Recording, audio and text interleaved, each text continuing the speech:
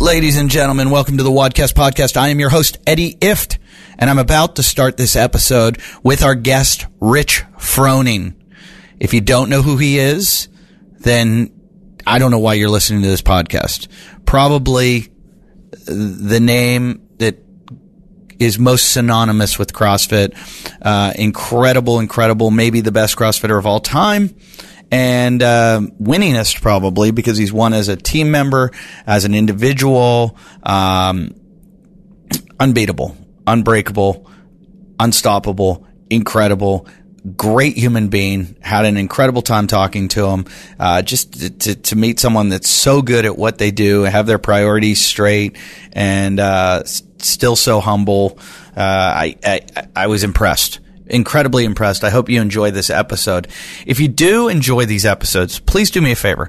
I get a lot of messages from you guys on Instagram. Thank you for following me on Instagram at Eddie Ift and also at Wadcast Podcast. Thank you for sending me messages, but I would prefer if you please, when you get a chance, go to iTunes and leave a message there and rank it, review, and subscribe. That's how we go high in the ratings, helps the show. Leave a nice message, please, and a 5-star review. I just got one the other day that was 2 stars that said, listening to you give your tour dates is brutal. Thank you, Jill, it looks like, 1976. So I think we know how old you are.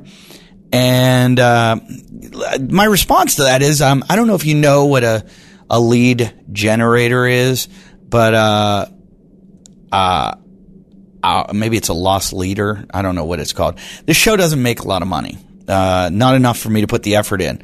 One of the reasons I do it is a hobby of mine. I do enjoy CrossFit. I do work out. I like working out. I like human excellence, performance, training, all the stuff that goes health, wellness, nutrition. I love all aspects of this. So I do it because I enjoy it. Some of the money is subsidizes what I do. But I also like people, if you're listening to the show, you're my kind of person. You work out a lot. You like to do adventurous shit. You probably eat healthy, all kinds of shit. So you're the kind of person, and you're smart, usually. Well, maybe not if you're listening to me. But that's who I like at my shows. So that's why I give my tour dates out, so that people will come to my shows. Speaking of which, I'm at all week, I'm at the Rio, the Comedy Cellar in the Rio Hotel in Las Vegas, Nevada. Las Vegas! So come check me out there. 2 shows every night. And then next week, I'm at the Punchline in Atlanta. That's the 13th, 14th, 15th, 16th of June. That's the Punchline in Atlanta. Tell me what gym to come out to, too.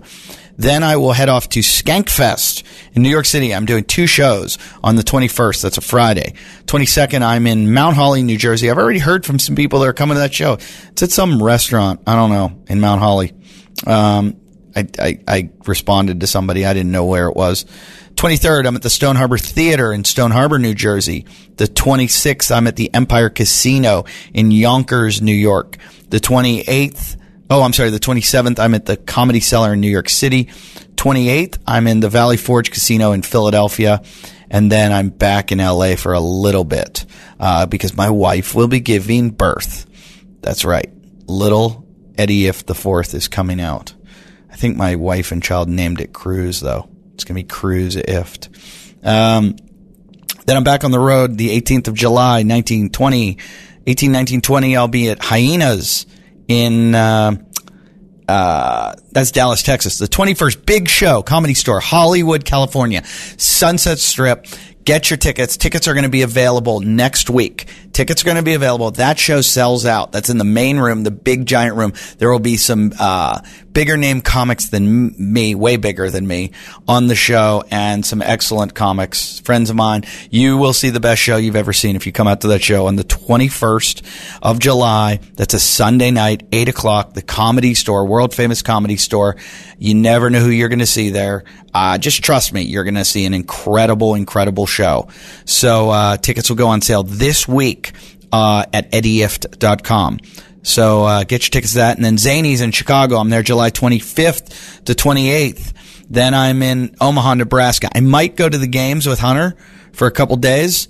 But I got to be in Omaha on the 1st, 2nd, 3rd of August, and then out to the 8th, 9th, 10th, I'll be in Wilmington, North Carolina at the Dead Crow. And then the 22nd through 25th, I'll be at Liquids in Boise, Idaho. And then the 29th through the 31st, through the September 1st, I'll be in Hyenas Fort Worth. And then at San Diego, I will be at the Comedy Store in La Jolla. That's San Diego area. That's the 6th, 7th of September. Then I'm doing the Malibu Triathlon, I think, the next weekend. See how I do at that. Haha. So, yeah. So back to what I was talking about is the, whoever was mad about my tour dates. That's why I gave them up front, because it was just a big fuck you to you. How brutal was that? I mean, did you have to be nasty? I just asked you to give a nice rating review. Lisa in St. Simons gave a really nice review. Thank you, Lisa. And Jaffa Gator gave an amazing one too. Rob Navy, thank you.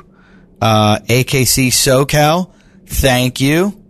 And here's another dick. JF Sounds. JF Sounds said, has a Navy SEAL on an episode to interview and constantly interrupts for personal comparisons of surfing and stand-up comedy to SEAL CrossFit Games caliber training. JF Sounds, I don't know what I can compare to what that was Zach Forrest, what Zach does, because I don't do any of that. I don't know. I've never done the CrossFit Games or been a Navy SEAL. The things I do in my life are I surf and I do stand-up comedy, so I'm going to compare the things in my life to the things in his life. Do you get it? Now, the reason I interrupt is because I know it annoys you.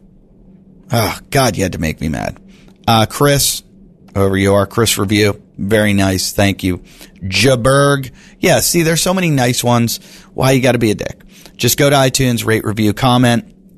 And if you donate $5 to our Patreon at the Wadcast Podcast, you yourself can be like Eric.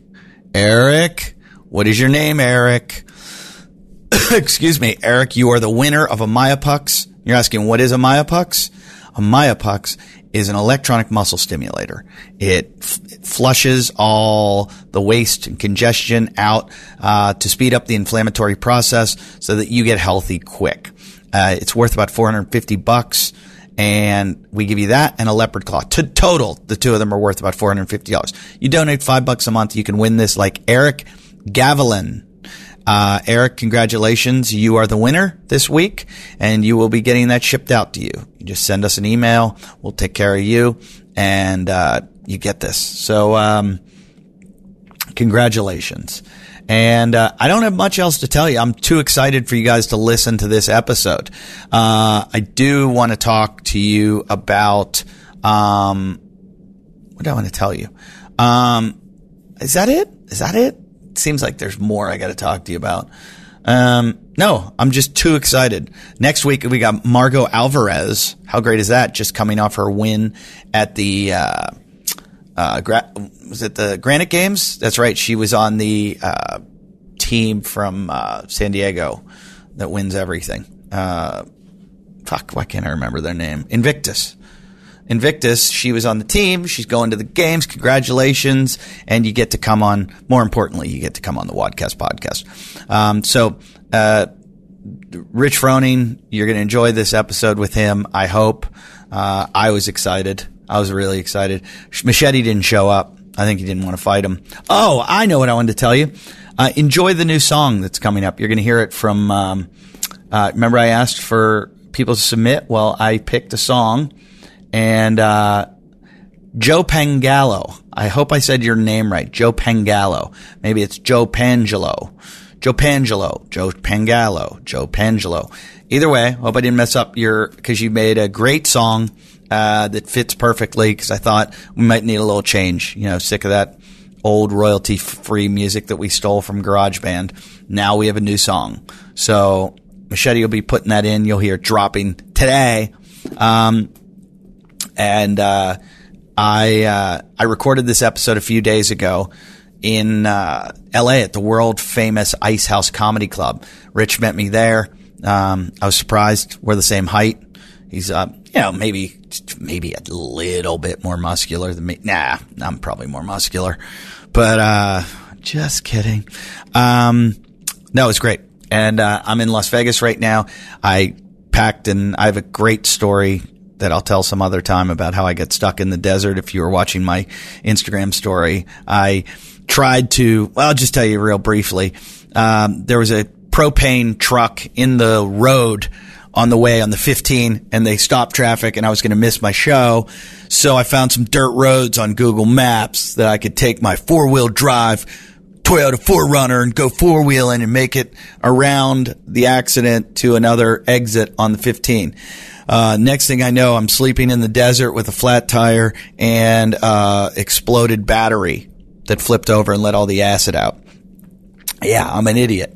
And it was pretty exciting. I don't know if you've ever slept in the desert alone. I had a hunting knife I held on my chest all night. It was 125 degrees in my car. And I'm still here alive some guy fixed it who thinks the aliens are watching him, the government and the aliens. It was pretty cool. But I was prepared. I packed all my shit.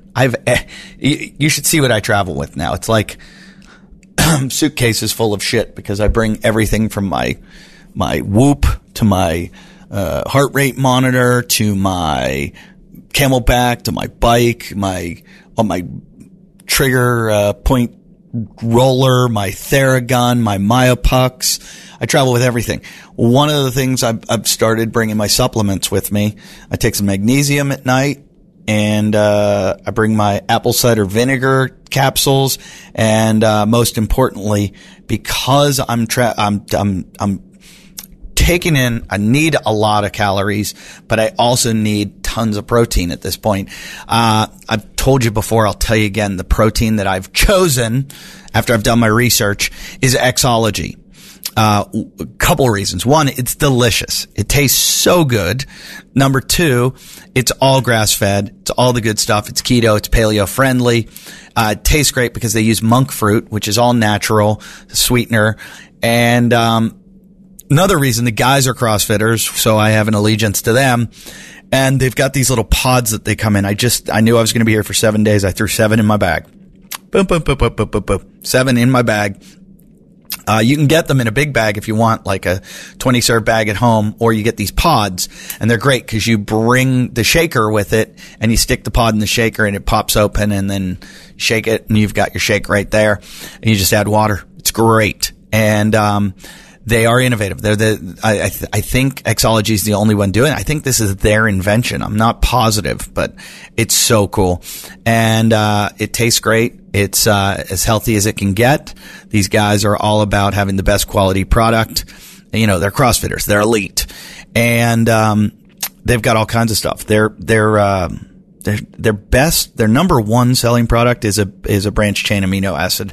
And they use fermented vegetables to create that one, and it's a vegan one. So they've got again, the one I do, the grass-fed WPIs. They've got the what else do they have? Just check them out. Go to their website. It's xology.co. Xology. XOLOGY.co. That's XOLOGY.co.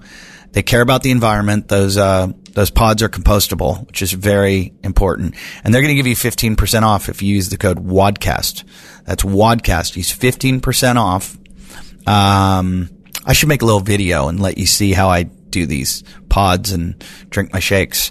So, check them out. Go to Xology, XOLOGY.co. You can watch on there. Okay. And you're also going to get 15% if you put in WODCAST. Okay. Now, how lucky are you to listen to me talk to, Rich Froning? I'm so excited to listen to it again. So enjoy.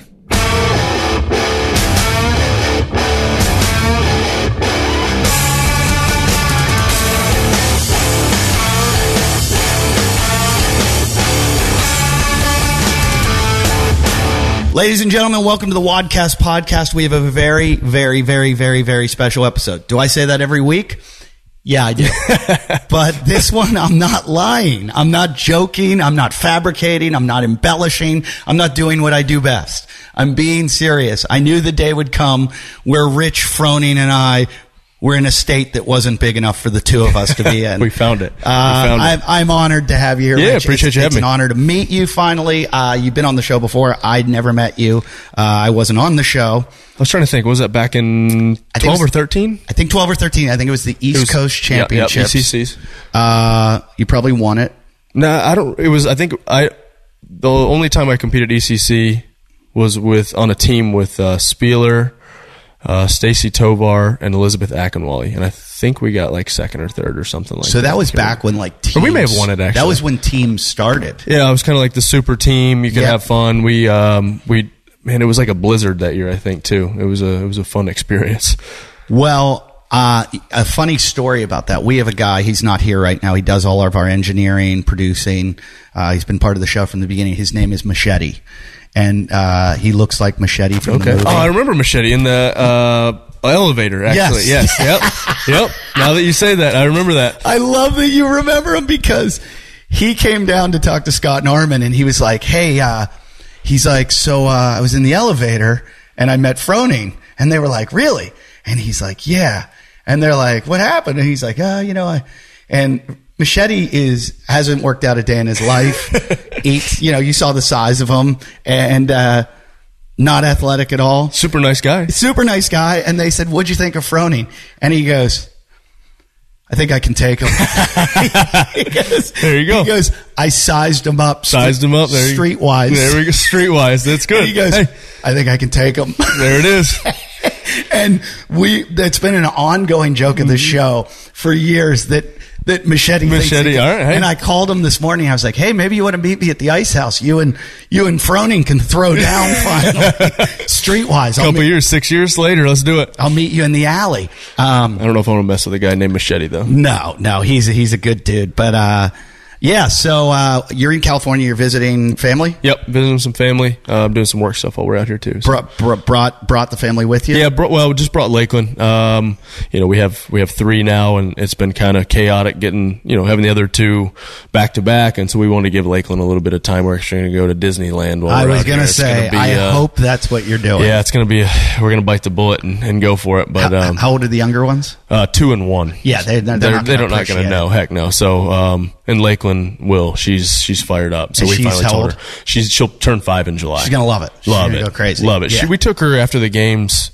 I guess it was the last year that it was out here, so 16. So she was like 3 and absolutely loved it. And how much do you win for winning the games? Back then it was $275,000. Almost spent all of it. You're going to need all of that. It's ridiculous. Yeah. I got a tub of popcorn or something, and I went to pay for it, and the girl goes, "That is $17.50," and I go, and I just look at my wife, and I was like, is she gonna have sex with me too? She just charged me $17.50 for and why the 50 cents? Right. When you're going that far, why not just round it up to 18? Or make it $16.99 or something. So you're here. You guys, Mayhem's already qualified for the Mayhem's games. Qualified. Yeah, we qualified in Asia. Are you training while you're here?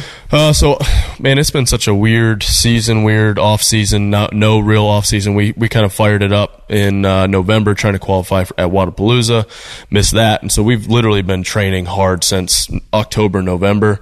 So after Rogue 2 weekends ago, I was like, let's take 2 weeks and June 1st. We'll start cranking back up. I'm still training, right? But I'm not as stressed about it, and maybe once, twice a day, not trying to crush myself. Just twice a day. I know, right? Maybe 3, 4 at the limit. That's it. 4 is it. You didn't do the Rogue Invitational, though, did you? I did. We did it on a team. We were on a team, and then I did one of the Legends events. We did the Amanda Legends event. How do you think you would have done? Okay, be honest. How do you think you would have done against all the other guys in the? I think I would have done decent. The deal is I don't have that. Physically, I feel great. I still want to compete, still enjoy being on a team, having fun with that, but I don't have that killer instinct that I want to you have to have that extra little bit. Like physically, I'm there, but mentally as an individual, I just don't have that anymore. Like it's not my priority now. My priority is my kids. So that's a good thing. I understand that. I'm in that same situation, and I have to think about that all the time as far as traveling, touring, doing TV stuff, trying to audition all the time. And I'm like, my priority when I get home off the road, rather than go out to comedy clubs in LA, I want to stay home and spend time with the kids. So I get that, and I respect that a lot. Appreciate it. Because you achieved greatness, and you have pulled back because a balanced life is really it's tough, because there's still days where I'm like, man, I still want to, I still feel like I got it. And then it's like, when I wake up in the morning, though, when I was an individual, I woke up every day and my goal was to win the CrossFit Games. I wanted to win the CrossFit Games, and that's all day, and I would sacrifice any and everything to do that. Now it's like, I got three amazing kids and a wife that I know that my priority is not the games. As long as I can provide for them and still compete and have fun and scratch that itch a little bit, but it's not as I was just a dick to be around when I was competing as an individual. But I think that's, you look at the best in the world, anyone from Tiger Woods to Lance Armstrong to anyone, Michael Jordan, anyone's the best at what they do.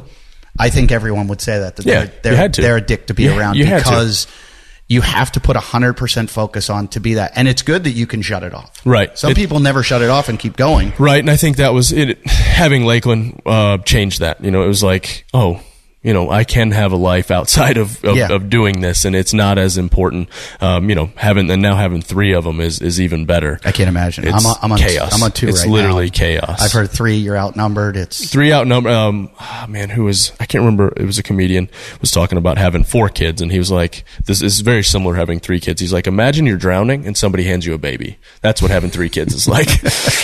We're almost out of Violet when she was colicky when she was real little. Trice was only 10 months old when we had him, and we had Lakeland, and she was 2.5. And so, man, the first 6 months of Violet's life, you're just like, I don't think I slept for 6 months straight. Now that she's the sweetest thing ever now. See, in my mind, I imagine your wife saying to you, you provide completely for us by doing this sport. I'm going to let you go do what you have to do. In my mind, that's what I'm thinking. Oh, man. Yeah. No, that's not how it goes at all. I wish. But no. Because I think I feel that because I get angry about my life, and I'm like, hey, I'm our sole provider. I'm out there traveling around the world doing this job, and you put so much responsibility on me. Don't you understand? No. No. Okay. You get home and it's like, hey, I've been working all day with these kids, so you can have them now. Yeah. And I'm like, exactly what happens to me. Yeah, it is what it is. I get off a plane I'll fly home at 5 a.m. on a Monday morning. I will get back to my house. I'll land at 9. I'll be back at the house at 10. And my wife's like, here you go. Yeah. Here you go. Here you go. I get it. I was sure, because my job isn't physical like yours is, I was sure that Rich Froning is like laying in a hyperbaric chamber somewhere underground with pumping red meat through an IV machine, and you're going, I will speak to the children when I'm ready. No, we're that's not how it goes at all. Luckily, man, I'm blessed with our situation where the barn is out front, the kids are out there all the time. The older awesome. 2 especially. That's awesome. The Violet she's starting to walk, so that's kind of the rite of passage into the barn is when you can walk and you're not getting dirty all the time. But having Lakeland out there and now Trice, and they're literally just running around like crazy, but it's awesome to see the things that they pick up on, like I've never once told them to work out, but they always are making up their own thing. I'll notice Trice trying to, if we're on our hands, like handstand walking, he's trying to flip up on his hands, which is not even close. Swinging on the rings where his hands are literally just over his head. It's so awesome. I put the rings in my garage, and my daughter will go up on the dryer. Yep. And swing off and kick the refrigerator across the garage, and I'm like, she's gonna kill herself. Yep. But hey, they gotta learn. Anybody that's you're probably watching this on YouTube or you'll see this guy's got the best posture in the entire. Look at me, I'm like slumped up, and I'm trying to figure out where I'm going. This amazing, CrossFit works. Yeah, front squats this morning. I want to go back though. All the guys that did the Rogue Invitational, I was looking at. And I just had Tommy on the show. Oh, okay. And Tommy's a good dude. Tommy's the best. The best.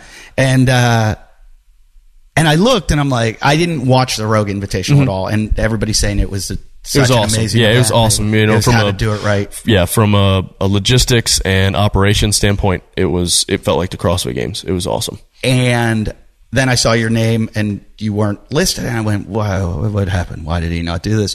But then I looked, and everybody in it you're the only one that's semi-retired. Still, yeah, I'm still compete. My foot's still kind of in the competition thing. And so we were competing on the team. And what happened was I was going to do 2 of the events, and then the second event that I was going to do, the biathlon, happened to be literally right before one of the events we were doing for the team. And I talked to Katie at Rogue, and she was like, team comes first. So, that's good. Yeah. So they were super, super awesome about it. I mean, and the Amanda thing was just awesome being with everybody. Cause for me, it was my first event that was ever, I competed at the CrossFit Games. Amanda was the first event. What's Amanda again? I forget. 975 muscle up and squat snatch. Yeah. And so I remember doing that event in the tennis stadium, but I was in the second to last heat. So I finished, and then I actually went up in the stands and got to watch all the guys that I competed with this last weekend do the workout. And so being out there with them was pretty awesome. I remember that. Was that headband year? Headband year was up until probably 14, I guess. Yeah. And that's how I remember you. I broke out the headband this year. Because you came along out of nowhere, like, who is this guy? And you would have won with the rope climb thing. You're that for the rest of your life. Yep, the rest of my life. We all have our own rope climb. I've got a couple of those though. Got too many to name, actually. Yeah, the better you are, usually the more you have. And I find that the people that I think are the most successful people in the world can tell you more failures. Yeah. And mine are usually pretty public, so that's good. I think I'm full of failures, and then I meet someone like super successful, and I'm like, oh, you failed way more than me. Yeah, that's what it is. You got there. So when I saw those guys, I was like, I wonder how Spielers. I saw Tommy, and I hadn't seen Matt Chan for years, and I was like, how are these guys all? And did you going into there? Was there some assumptions of like, oh, so and so's out of it, or so? No. I wouldn't have thought Kalipa would be able to with all his business dealings and everything. I didn't know. Kalipa's been training for the Rogue Invitational for he acts like, he started about 6. As soon as he found out it was happening, he was like, all right, I'm getting back in fighting shape. And especially with a workout like Amanda, it's so short for the top 10%, top 5%, that there's no real room to separate. So you have to go fast. And so you can't underestimate any of those guys. Right. Bailey is how fast he is with all that type of stuff, and that short a time domain. It was like, all right, I'm gonna have to push the gas a little bit, but it was a good time. And we actually did an event. What was and did you end up winning the event? I won Amanda. And then, how did Bailey do in that one? He got second. Did you not see the video? You need to watch the video. It's pretty funny. I was taunting him a little bit. The funny thing is right before that event, the team event was very similar. It was 2-person teams, 50 muscle ups, 50 thrusters. Yeah, 50 thrusters at 115 between the two people, 50 box jump overs, and then 20 snatches, but it was guy-girl, so 10 at 225 for guys and 10 at 145 for the ladies. So I was like, I don't know, I may have burnt myself out because I think I did. China took a lot of the thrusters, and I took like 30 of the muscle-ups. So I was like, all right, this is going to be interesting. 30 of the muscle-ups? Yeah, we went kind of back and forth, but 30 total. Yeah, I just had a guy on the show who was telling me about he did Race Across America went on a 4-man team, and 2 of the members kind of gave up on them. Oh, geez. So 2 of them were doing it. It's like we were just taking 10-hour shifts, and I'm like, or 12-hour shifts, and just going. And I'm like, 12 hours? Just going 10 minutes, 10 minutes, 10 minutes, 10 minutes. Yeah. Switching on and off. Like 10 minutes on. Like, I go, what pace are you keeping? And I forget what mile per hour they were riding. I was like, that's ridiculous. 10 on, 10 off? 10 on, That's 10 like the worst Tabata I've ever heard. Yeah, that's awful for 12 hours. Yeah. So. Oh, man. So you guys have qualified for the games. You have 2 teams though at Mayhem, don't you? We have 2 teams. Independence hasn't qualified yet, and it's been a weird year with the rules changing and being able to switch teams and put people in and out. And can you compete on both teams? Technically, I can't now. Now that we qualified, okay. I can't help that. I think I don't really. The rules are kind of vague, but I'm pretty sure once you've qualified a team, you're stuck on that. Is there anyone running the CrossFit Games right now? The CrossFit Games, I don't know. It's interesting. The whole process is getting interesting. I think they're going to find out it's a little boy in Pakistan that's like behind a curtain. The Wizard of Oz. That's the kid that's running the whole thing. Because we saw Hunter McIntyre got his invite. Yeah, I don't know how I feel about that. I kind of go back and forth. it's frustrating seeing, he's had the same opportunities that all of us have had to qualify. And so why haven't you done that? And it's, and in years past, I think it would have been very good. I think it would have been, he would have been washed. I mean, just been, crushed the first day with, when you have the top 40. But now that you have some of these, and I'm all for in having these national champions and growing CrossFit games and CrossFit overseas, but some of these guys who haven't competed for very long and they're only competing against, 20 and 30 people to win their country, they're going to... But I've seen that I understand that argument. I was just looking because of that. I follow track and field, and I was looking at Olympics. If you go to like a world, like a meet in Europe or something, you're going to see the best in the world in Europe. You go to the Olympics, you're not seeing the best in the world. That's true. You're seeing the top ones of the world, and then a whole bunch of shitty. Because I couldn't believe some of the times I'm like, I could run this. I'm there. I'll go, and that's how we see the Jamaican bobsled team, and you see Eddie the Eagle, and you see these people. So Hunter's not an Eddie the Eagle, but he has. There's other sports. I follow surfing, and they put wild cards in surfing. They do it in snowboarding. They do it in. I think it's kind of a Conor McGregor. Yeah, I think it's just new. It's new. We haven't done it before, so for some of us that have been around, it's a little frustrating because it used to be so hard to qualify. It used to come down to it still is hard to qualify, but there's a lot more opportunities now. I feel like all the guys and girls that made the games last year, I think 90% of them have qualified some way or another through a sanctional or through the open, and so it's a little easier, I guess, to qualify, but it's just, I don't know, for, in my day, that type I know. It's change, and change is hard, and that's the hard part. It's funny because I'm very supportive of Hunter because he's a friend of mine, but in comedy, I'm the first to get angry when someone like Stormy Daniels or Jeremy Piven comes into comedy. Because they'll come in here, and this is a craft that I've worked at my whole life, and, I've earned the right to perform in the best clubs in the world, and all of a sudden, this guy who was on Entourage comes on and is selling more tickets than me because he's more popular than me. Shock value. And I'm going, wait a minute, he can't do what I do subjective. Yours has metrics on it where you're like, hey, I can prove it. I can't prove it. Right. And all I can do is go, hey, you can judge after the show and see who does a better show, but it's hard to they're buying tickets to see that person. So I'm the first to get angry about it. Yeah. But then I look at your sport and I'm like, quit your crying. Yeah, guys, let this idiot in. Right. No, I get it. And it's just different. It's changed. The whole year's been changed, and that's kind of everybody wants to get mad about it, and it's like, here's the deal. Greg runs the show, and if it's CrossFit is his to run, and if he wants to run it into the ground or do whatever he wants to do with it, he can do that. That's his thing, and we've kind of allowed that as the... Yeah, I've said for years, though, he's always talked about this, bringing a decathlete in, bringing somebody in that is, from some other sport to see how they do and see them get crushed. And I think there might be a little bit of fear from some guys that Hunter might be able to do really well in some endurance events. Well, that, and because we don't know how this first couple of days are going to go. Sure. Who is programming it? Dave is... Are you from what sure I've heard, Dave, I talk to Dave every once in a while, and from what I've heard, Dave is programming it, but I just don't know how these cuts are going to go. I have full confidence that it's going to be a smart, hey, we're going to do, maybe a long run or something like that, a heavy lift and like a gymnastics, like 30 muscle-ups for time. I'm hoping, hopefully we're not going to see like some of these sanctionals. In Italy, the sanctional, all the events were like 3 minutes, and that was your qualifying. Why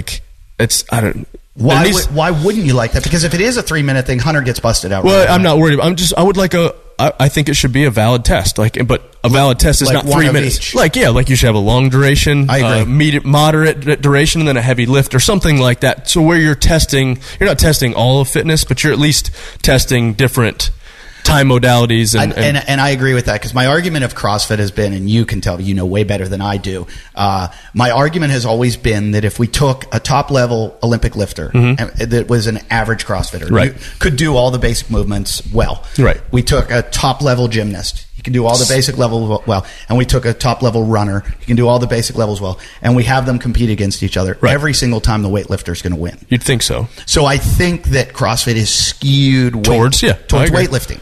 So in saying that, does that mean that CrossFit puts out the fittest person in the world, or does it put out because does it skew? Right. And I've always said, let's try to even it out a little more. I feel like once you could make that argument in the open and at say regionals. I think of the games is a little, well, there's no regionals anymore, but the games, I feel like there's a lot more running, there's a lot more swimming, there's a lot more endurance type stuff. I feel like, I mean, as long as you have the basic strength to do the movements, sure. I don't know if I agree that a weightlifter would win. So I'll agree with you on that. Because I think when you get to the games, there's more skill, there's more. Fikowski gave that argument against Hunter, saying the games is like a celebration of like you qualified to get here. You did all that hard stuff. Right. And so Hunter has jumped all of that, all over that to go, hey, here's where I shine. Right. And that's what's unfair and might be scary to a few guys because they go, hey, those are where I do well. Yeah. And you could have never gotten here. Right. But now you can take this away from me. And so I can see that. I see everybody's side to it. Yeah, I mean, you can't, and I mean, that's kind of the problem with what we're going on in this country and the world is people can't objectively look at stuff and say, hey, I see that side, I see this side, I'm kind of somewhere in the middle. Like, why can't we, we can't do it. I can see definitely people getting super angry about it, and I can see people being okay with it. I'm kind of like, I go back and forth where I'm super angry about it, and then I'll go back and I'm like, all right, I kind of get where it's at. I'm only not angry about it because I know him personally very well. Right. And it doesn't affect your day, your living, Exactly. And if I didn't know him, I'd probably hate him. Right. And I can say that, Hunter. Yeah. Wait a second. I know Hunter. Yeah. And I hate him. There you go. So I was with him met him in passing, but I haven't really ever talked to him in depth. The Dick came to Murph the other day. Oh, smashed it, I bet. No. So there were all these monsters there. We had Stan Efferton did it. Some military guys, some NFL football players, all these monsters. And Hunter comes down 7 a.m, shows up, doesn't tell anyone, but throws on the weight vest. And I'm like, oh, he's going to smash everyone here. And then he goes to me, I'm just doing the runs. He goes, I'm training and I don't want to do Murph. I'm just going to do the runs. And can't do that. And I'm like, that makes me even more angry. Actually, no, I'm just kidding. But I'm like, you're going to tear out. I didn't tell anyone, but I'm like, you're going to tear out of here. And everybody's going to try to chase. And then you're going to bust them out. And one dude ended up, a Marine guy ended up doing a 32. Jeez. With the vest on. And I was like, I mean. Unpartitioned, or did he partition 5, 10, 15? Okay. It was 5, 10, 15. Okay. I believe he did. Yeah. I learned a new one, 5, 15, 5. Break up your push-ups. Push-ups. That's a good call. Yeah. Yeah, we did. I did it unpartitioned and strict pull-ups, which is awful. And then, because I had a little thing on my hand, so I was like, I'll just do strict pull-ups. I still want to do it. And then we ran on the assault runner because it's a little better on my knee. That assault runner is not pleasant with a vest. Oh, I can imagine. And it's 95 degrees in Tennessee right now. So oh, my God. And humid. So Stan Efferton did strict pull-ups. Oh, okay. Yeah, it hurt. Pulling 250 pounds up there. I think he's more than 250. I don't know what he is, but he walked the runs because his knees. Yeah. When you're squatting, he was squatting the night before. I go, I don't know if that was a good idea. Yeah, no, I don't even want to laugh on that. I haven't worked out for 2 weeks for this. And won't. Getting ready for it. There you go. Yeah. The big talk lately is about recovery. And everybody is trying to recover because everybody, as we talked to Rich today, about beating the shit out of your body. And what is the most important thing? Recovering so you can be at your optimum performance level. Well, there's a name that's changing the game, and that is Whoop. I'm wearing my Whoop right now. I am so addicted to this thing that I have it on 24 hours a day, and it tracks me. Yes, it tracks me. For all you conspiracy theorists, you can just zone out right now. But anyone that realizes no one really cares about you that much except for yourself, you can do what I did. It's a wrist-worn heart rate monitor that pairs with the Whoop app that you just put on your phone, and it provides analytics and insights on recovery, strain, and sleep. Those are the 3 things. I love the sleep aspect. I don't get enough sleep. It's telling me that. It's making me focus on that.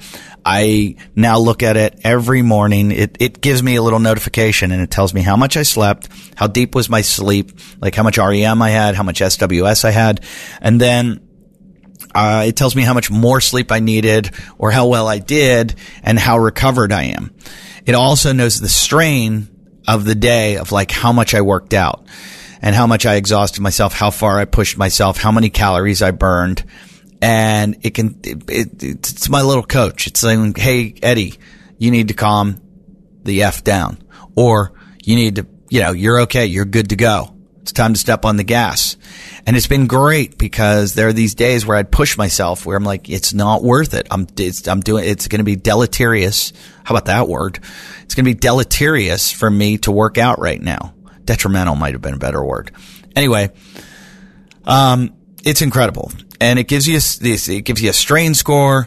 It'll let you know like basically how strenuous your training was on your body. There's so much data. There's your average heart rate, your max heart rate, your calories burned. I told you that.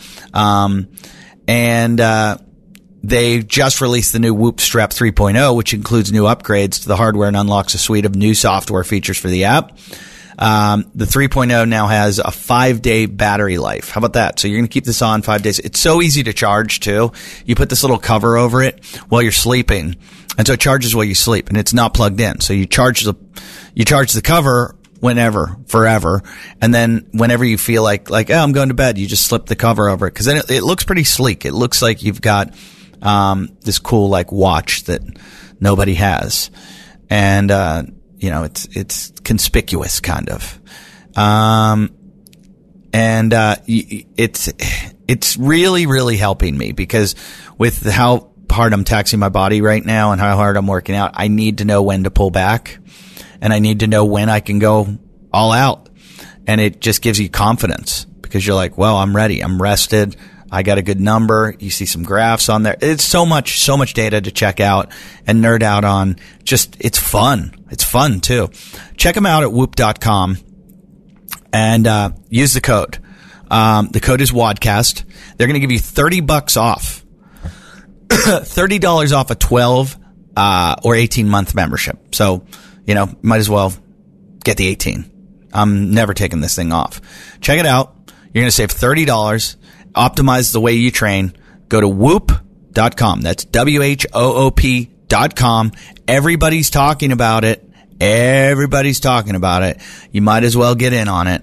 And you will, you'll be very happy. Whoop.com. I was talking earlier about how the Whoop, lets me know when I need to sleep, how much sleep I need. Well, one of the things that's helping me sleep very, very well is, Sagely Naturals.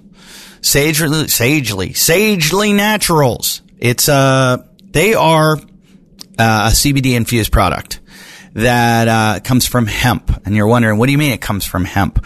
Well, CBD can be found in broccoli, kale, all kinds of things, but it's most abundant in hemp. So Sagely extracts their CBD from hemp, and they are, it's quadruple lab tested, made from honest plant-based ingredients, and all of the products that they make, because they've got a whole bunch of different products that I'm about to tell you about. I just want you to know, first off, they're all free from parabens, synthetic fragrances, artificial colors, dyes, and sulfates.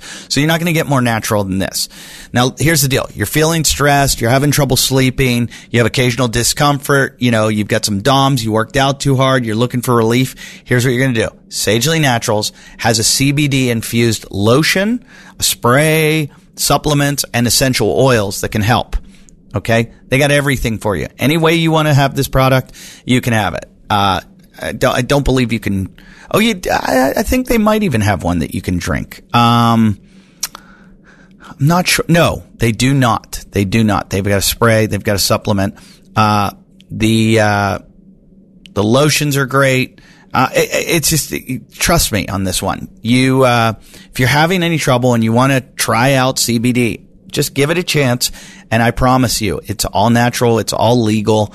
It's going to change your life. How about that?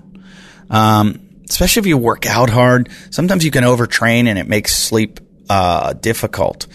Well, check these guys out. Like I said, if I'm going to use a product, I'm going to make sure it's the most natural one out there, and Sagely Natural is the one for me. So, if you want to get back to doing all the things you love and, I think I can help you too. So go to sagelynaturals.com/wadcast. You're going to get 20% off your first order. That's Sagely, SAGELY, naturals.com/wadcast for 20% off your first order today. sagelynaturals.com/wadcast. Hey guys, Father's Day is on its way. I hope you've got a good gift for your father. I have a brilliant idea for you, one that I decided to do. For Mother's Day, I got my mother Ancestry.com, and I was like, oh, now I need to do something original for my dad, because with my mom, I was like, oh, we'll find out where she's from. Hopefully it's some countries that she doesn't like and it'll upset her. I'm just kidding. I forged them. I told her she was from like weird places that she doesn't think she's from.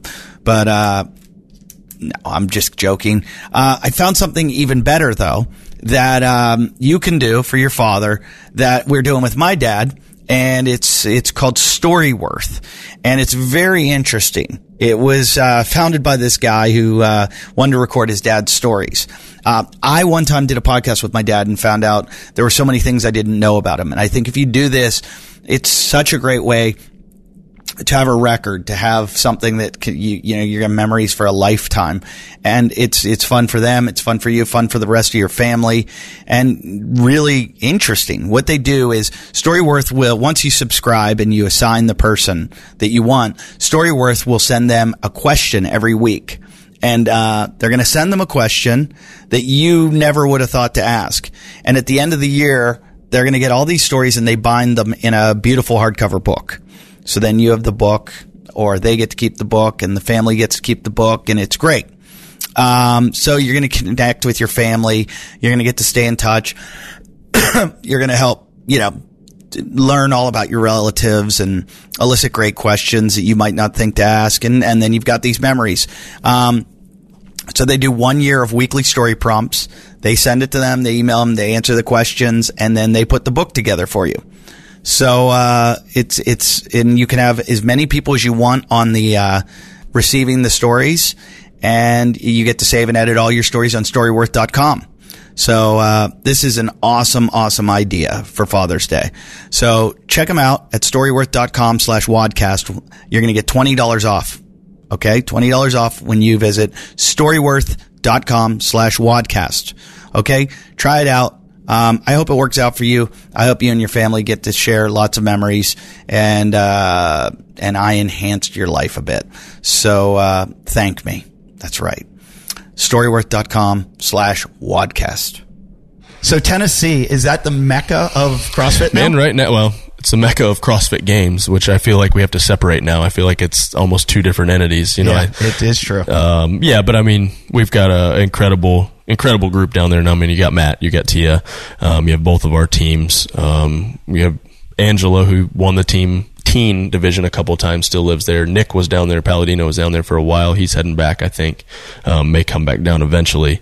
But yeah, I mean, we've got a crew for sure. So I've always dreamed of that. When I first started CrossFit, Kenny Kane's family owns like a health and wellness place up north, and I was like, you open this place and you just bring in the people best, most elite people in the world, and they're working out all day long and eating good, ripping bison down to the ground and tearing off their legs, and you're going to make it's going to be like Sparta. Right. And that's what I think in my head in Cookville is what's happening. Hey man, we're getting bison, they're coming. We're getting some at the house. And we got the barn, so it's fun though. It's a good time. The kind of funny thing is though, is you go to CrossFit Mayhem and it's your average everyday CrossFit affiliate, and we have a lot of drop-ins obviously, but just normal people. But if you go there, you go to Mayhem, you don't get to come to the barn. That's kind of a separate deal. Yeah, you got to get the invite. You got to.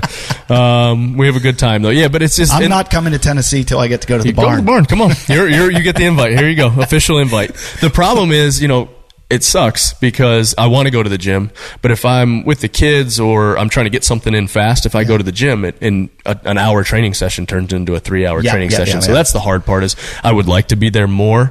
And sometimes of the year we are there a little bit more, like the fall after the games. We're not as stressed about training, and you're just kind of hanging out. So there is technically an off season right now. I don't know when it is because the Open starts back in October, but for teams, we don't have to do the Open unless they change some rules. Have they named a street after you in Cookeville yet? There is, unfortunately, the gym is on Rich Froning Way. That's pretty cool. Yeah, it's kind of awkward. I mean, I just drove by Spielberg Drive. There you go. You know, here we got Rich Froning Way. It's super short, but it works. You know, my another Tennessee guy, Johnny Majors. Okay, yeah, is my godfather. Oh, okay, that's cool. Yeah, my dad's involved in football and grew up around Johnny Majors, and he's got.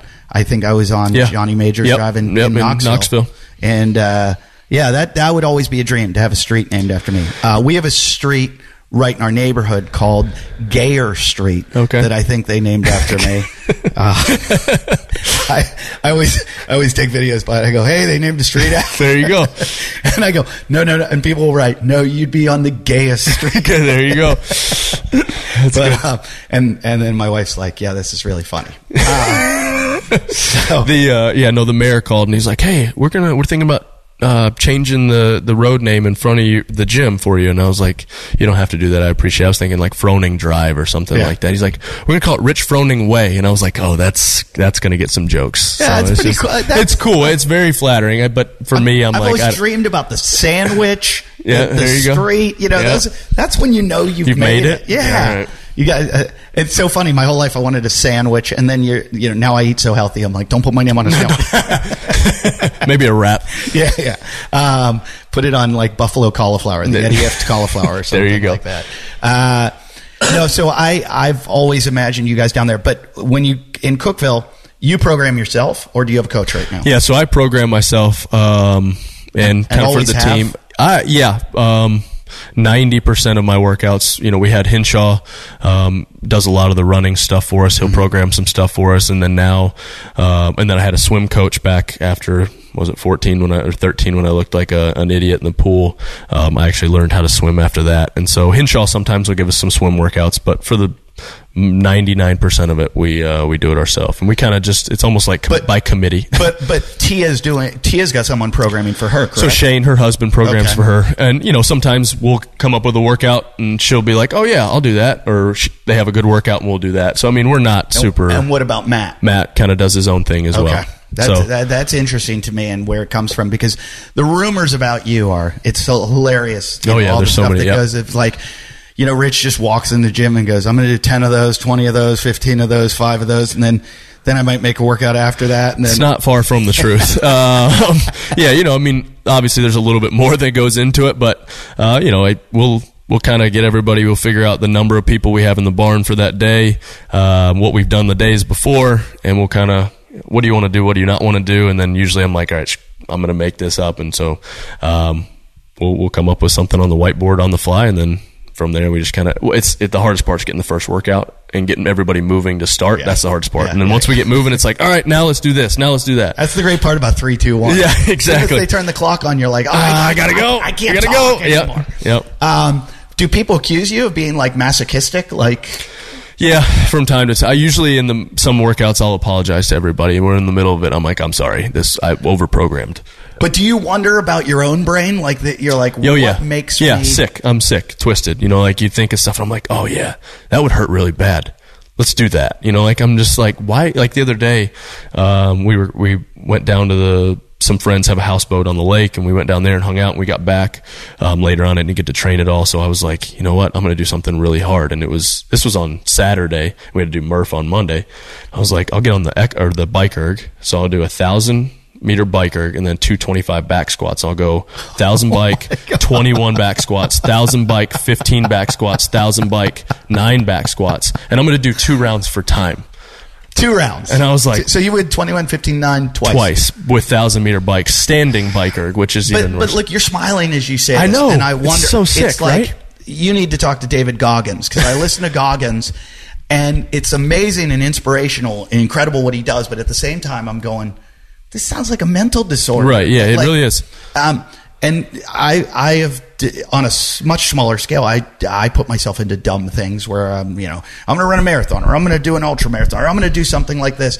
And then I start to say to myself, and everybody's going, you're an idiot. And I'm going, this is going to be fun. And then I'm doing it, I'm like, I'm an idiot. This is an idiot. Yeah, I'm stupid. And so do you ever, at the end, are there moments while you're doing this that you're like, why have I done this? Every single day. I'm like, I could quit. after a couple rounds, and I'm like, you can't really quit. We all, sometimes we joke that you get one audible in the middle of like, ooh, this was way over programmed, but 9 times out of 10, it's like, I change it after, so like we have a couple different programming tracks at Mayhem. And so I'll take what we do, and then with one of our tracks, it's compete, and I'll be like, okay, this was stupid. How can I clean this up and make it actually productive? Because I'll do some workouts where I'm like, that wasn't even productive. How hard that was. And so, that's kind of, you get to armchair quarterback a little bit. And that's why I like the programming There's a method side to your madness. Yeah, where for you're sure. Going, hey, we did heavy legs yesterday. Let's right, go. exactly. Like I try not to double up on stuff, but there's some days where it's like, who knows? At the games, we may have to do something that we've already done. Sure, and sure. so, but I'm amazed by that you sound a lot less science-based than so many guys that are out there that I feel like they're over-programming. And I don't want to say he is one of them, but Doug Chapman was showing me his spreadsheet of how he figures everything. And it was like, I was like, oh my God, this is like calculus. Right. And I was like, is there that much to this? I mean, I think I've been doing it for so long that it's almost intuitive that it's like, all right, we haven't done anything long and light and, haven't done, I know basically what I need to feel like, and in days past what we haven't done. Like I'm going on, this will be 10 years that I've done CrossFit, and we've done a lot of things wrong starting, and we've kind of figured that out as we go. Well, it's funny. We've both been doing it 10 years. Okay. You've figured it out, and I still haven't. You're good. You're good. You got time. You got time. I'm gonna get it. July of 2009 is when I started. So I'm probably around the same time. Yeah. And look what you've done, and look what I've done. With just different priorities. You could travel a lot more than I do. I was an old man when I started. I never had the ability. It's totally out of my wheelhouse to be good at it, which is funny because when you first started and I watched you, I was like, what's this guy's secret? What makes Rich Froning better than all these guys? And I said to Zach Forrest one time, I said, what's Froning's story when it comes to athleticism? Because Zach's a pretty good athlete. Right. He can play every sport. And I used to contend that CrossFitters were gym rats and not good athletes. Right. And I said, I forget what event it was that you softball toss. That was it. And I was like, this guy, isn't he a baseball player? And you're like, yeah. And then Zach told me, he said, he's one of the best athletes you'll ever see. He goes, Thanks, he can play every sport and beat you in everything. Basketball is the one sport I never played, but never ever. Shot some hoops growing up, but nothing, no organized basketball. But I know you played football, baseball, soccer at all. Didn't really play in intramurals in college, but I could run around and I can kick a ball decently. Usually I just stay with the last person and say, send it. And I would just take off and try to beat the last person, stay on side. Started playing some hockey the last couple of years, before I jacked up my knee. I just enjoy playing sports. That's why, that's why I get so fired up with these kids that are like, oh, I'm going to quit high school football to go to the CrossFit Games. And I'm like, stop. Like, I have a cousin that we're actually here visiting. He made the CrossFit Games in the 14-15 division. Right. And I was like, this is your only year because he's coming up on his sophomore season of football. I was like, now you concentrate on football after this year. But he made the games, which is awesome because they cut it down to 10. But I was like, dude, you got the rest of your life. Tell him to listen to my buddy Morris, who's the strength coach of the Arizona Cardinals. Okay. I had him on the show, and he was talking about how kids have to play multiple sports. Play as many as you can. As many sports as they can. They need to be multidimensional. Did you see that? There's a documentary, I think it's called Pursuing Greatness. It's like with Wayne Gretzky, Jerry Rice, and all this. I forgot who else is in it, but I didn't get to watch the whole thing, but most of it. And Wayne Gretzky was talking. He's like, I didn't play hockey my whole entire life. Like, when it warmed up, I went out and played baseball. When it cooled down, I went and played, whatever. It's like, play as many things as you can, get a huge base of athleticism, and then I think that's part of, that's part of the secret is, I took my best friend in high school who was our best golfer, our best basketball player, our best soccer player in our school, and I took him skiing. And he had never skied before, and by like day 2, he was as good as all of us have been skiing our whole life. Right. And so he had that ability, and all those sports gave him that proprioception. There's so many different things you learn. Yeah. But are you like? We know how fast Bailey is. He's a track background. Right. When you would go for runs with him, can you run with Bailey? He's fast as shit. He's fast as shit. There's no way. He's super quick. Bailey can't quite control it sometimes. Oh, really? Yeah, super fast straight line, but then he can move laterally. But there were times like he played flag football with us, and he like rolled his ankle 3 or 4 times. You're just like that type, like he's going so fast that he can't make that cut. And so he's definitely straight line way faster than me. But I think side to side and actually like athleticism, moving, in different things, a little bit different. We had a guy, I went to University of Pittsburgh, and there was a guy that had the world record in the 60 or the 55, beat Ben Johnson. Oh, wow. And his name is Lee McRae, and there's rumors, if you look on the internet, that he ran under a 4:0:40. There's rumors. I don't believe it. Right. But he was the fastest man in the world in short distance. He had the fastest start in the world. They put him on the football team. And they were like, he was on the Olympics on the 4x100 team. They were like, go, you're going to be amazing. And Can't catch a ball. He would be wide open. Yeah. I've never seen anybody this wide open. And the ball would come. Hot hands. And he couldn't even get near the ball. Yeah. And they were like, get him off the field. Get him out of here. But so are you, if you were a runner, you're probably more of a middle distance. Probably middle distance, 400, 800 mile. Probably. Somewhere in there. You didn't run. And I never ran track. That was, baseball season was always track. And then swimming, you learned as a CrossFitter, or did you swim as a kid? Learned as a CrossFitter. I mean, I could swim to survive, but I'm a much better swimmer now. That I've seen the most advancement in CrossFit, I think, is in swimming. Yeah. From where I was there when you guys did. Was it Murph on the Beach? Yes, and I watched that, and I was an ocean lifeguard, and I surfed there all the time. And I know all the lifeguards, and we were all kind of giggling at how bad these are the fittest guys in the world. But now you watch, and it's like it's a whole different world. But I still contend that's the biggest weakness of CrossFitters. Yeah. Is the swimming. Yeah, I swim 2 times a week. Wow, anywhere. That's a lot. Anywhere from. Usually about 2,500 meters each time we swim. That's a lot. Yeah, I really enjoy swimming, and it's kind of become like it's a recovery, but I can also train really hard. You can get out of breath, you can get fatigued, but it doesn't beat you up. Yeah. So Mondays is kind of that's our like hard swim day. When you're doing 2,500s, are you doing flip turns or? I don't flip turn. I open turn. Right. I'm like I don't want to learn to flip turn. It's going to slow me down because it's going to take me longer to learn, and I open turn. I think my fastest 100 it was not good, but it's meters is like a 1:15 or something like that. 1:13, 1:15-ish range. So I've gotten way better than and I can the longer the distance goes, the better I get actually. So have you ever considered doing a triathlon? Yeah, I've done a couple sprints actually. 2 years ago. Like I said, the one thing that's still... I knew Fraser did one. I didn't know you did. Yeah, I did 2 back in, when was it, 16 or 17? And that's, man, the hardest part is kind of with the knee is I tore my meniscus 2 years ago. And I've gotten back to about 95%. Running still kind of bugs it every once in a while, but I think we're going to do a couple this summer just to get the girls to kind of like, the endurance work. Get the panic of having people pushing and shoving, and that's real. Like at Wadapalooza, we're swimming. One of the events was ski 40 calories and then swim around some buoys, and so I was the second to last in the water. Well, I end up coming out of the water second, so I had to pass however many people. Well, somebody grabbed my shorts and pushed down. Like in water. Yeah. And so my immediate reaction is elbow to the head. And I still am not really sure who it was, but I elbowed him as hard as I could. Because, I mean, here's the deal. It's like you're hitting and you're getting kicked, whatever. That's fine. Like, I understand that. But I felt somebody grab and then push me down, and I was like, nah, dude, we're not doing this. It was Bailey. That probably might have been. He wasn't in the water, but yeah, I it's as hard as I could. Yeah, my friend was in a triathlon, the Montauk Triathlon, a girl. And she got kicked right in the nose, broke her nose, and finished the triathlon. Oh, man. And savage. She swears to this day it was Katie Holmes. Really? The actress that did it. Tom Cruise's ex-wife. There we go. Yeah, so Katie Holmes, you kicked my friend. She goes, I go, how do you know it's Katie? She goes, she was right in front of me the whole time. And I'm like, that's crazy. I've done a few of them, and when you get in that, it's like a school of fish. It's chaos. It is chaos. It's scary. You can't really see anything, even with goggles on, because there's bubbles everywhere.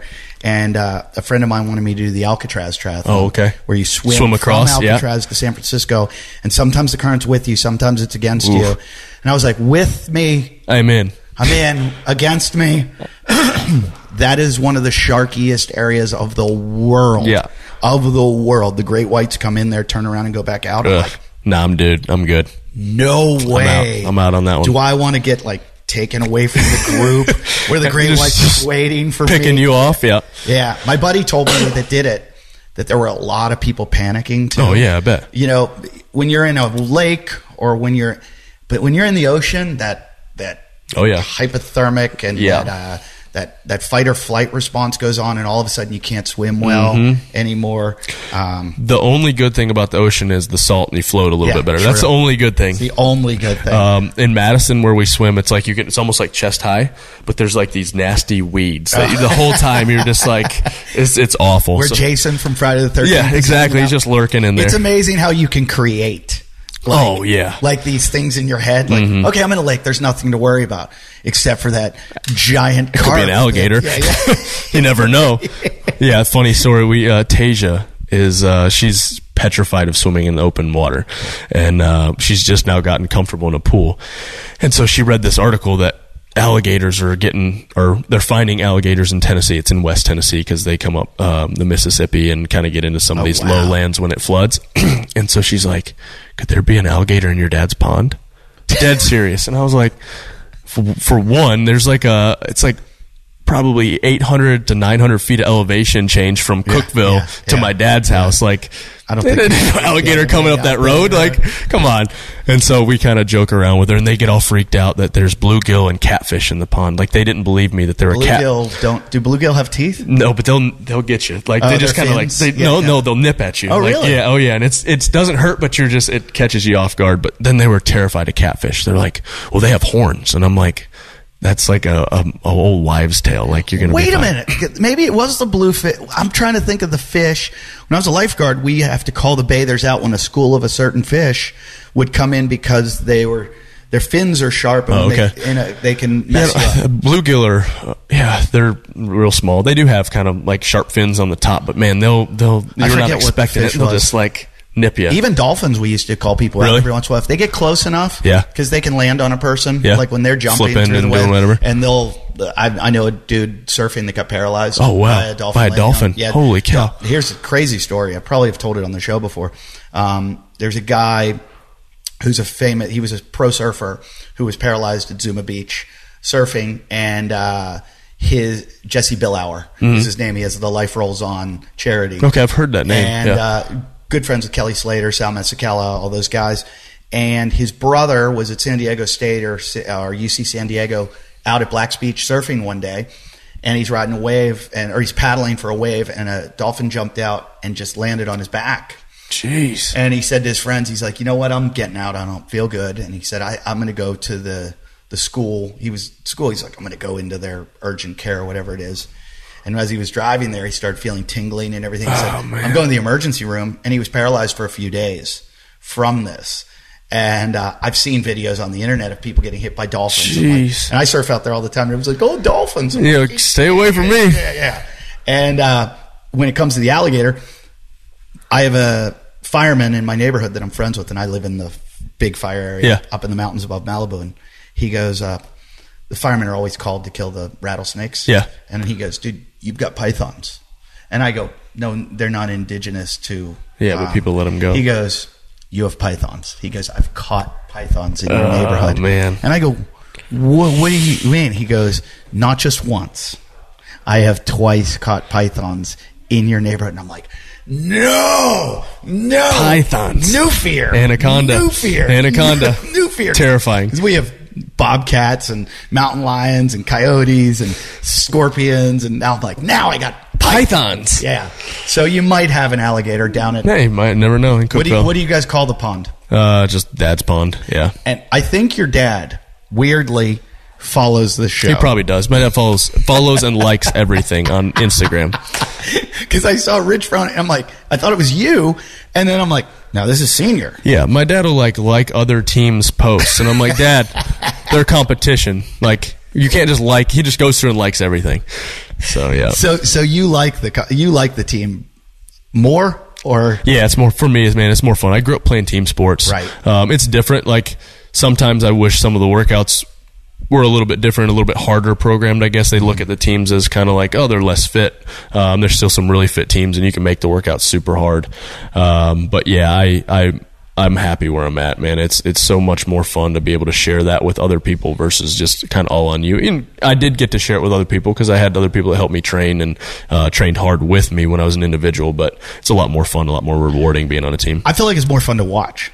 Really? I like the team stuff. Everybody goes, oh, it kind of gets disjointed and it does get hard to watch sometimes. But I don't know why I like it because, especially now that they've moved stages from like, you move from here to here to here. Yeah, you can actually see the progression of what's going on. And I love watching relays with it. I've always liked track and field. So the relays are more fun to watch than track and field. I like the team. I'm not a team guy myself because I don't want to let people down. Right, that's the hard part. Yeah. But I mean, you're not the weak link of your team. Yeah, but I mean, there's some events that, people are going to be better on, and that's what's been kind of fun is like, when we were doing that, like I was talking about that event at Rogue, China was like, hey, if you do more muscle ups, I'll do more thrusters. And I was like, hell yeah, I'm in.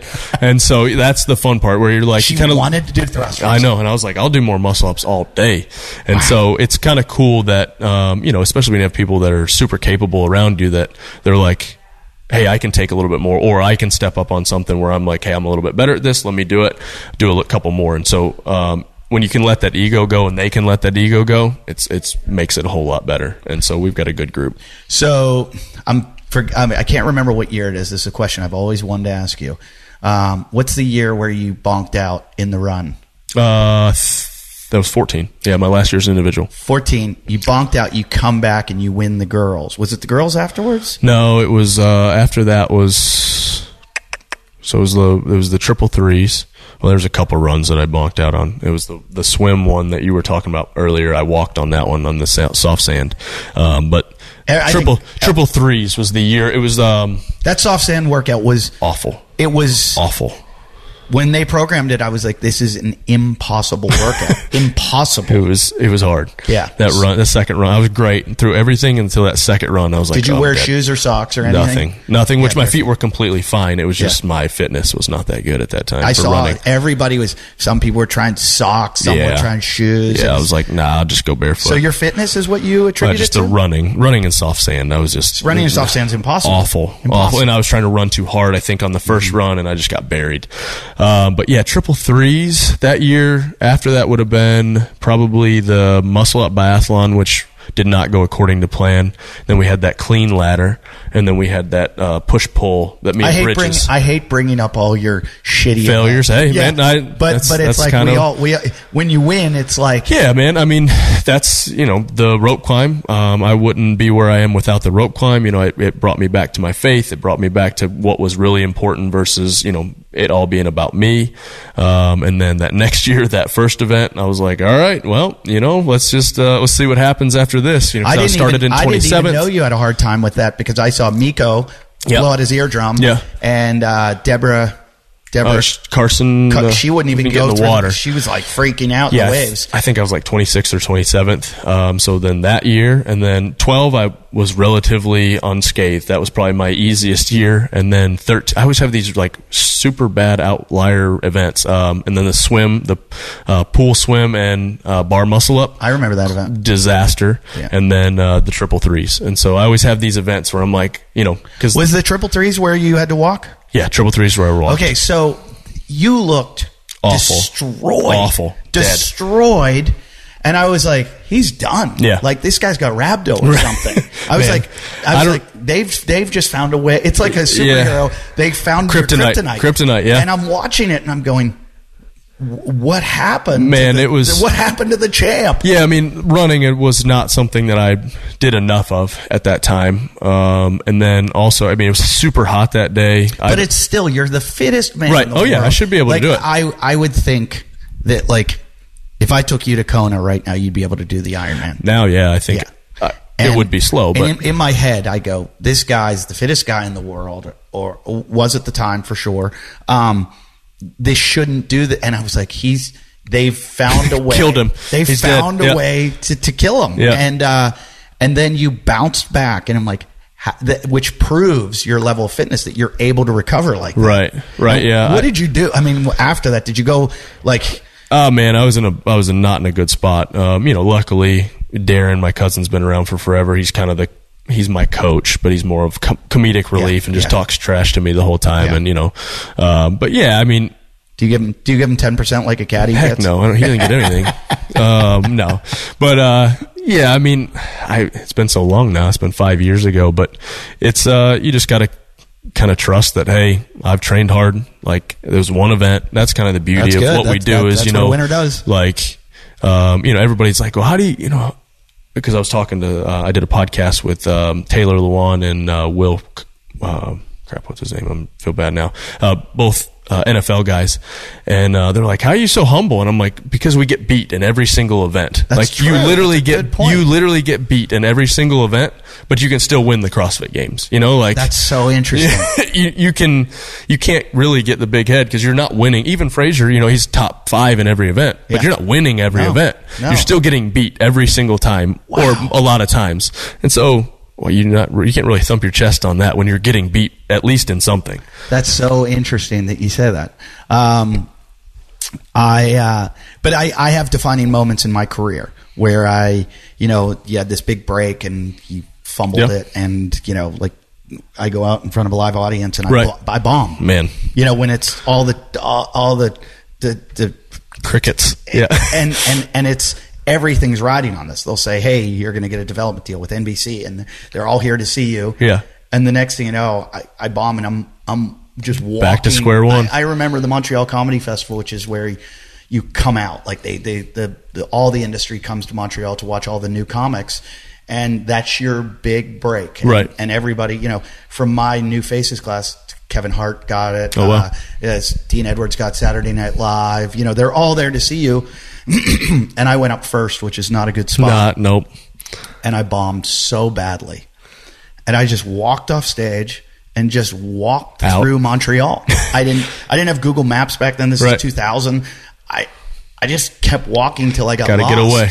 And I've never felt so bad in my life, but I had a second show to do. And I had to put my head together and come back. And it's the only way I can relate to you guys that I think, are there those defining moments in your life that you went, that made me win the games? Or that was... Yeah, man, there's too many, honestly. It's kind of a perfect storm of my parents are the hardest working people in the room wherever they go, and always held us to that standard.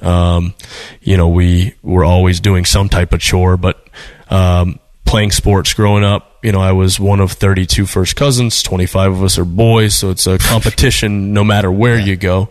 Having a great high school baseball coach that would always push us and, was big on mental toughness. And, we joked that we ran more than the track and cross country teams, because he would just come up with stuff for us to do.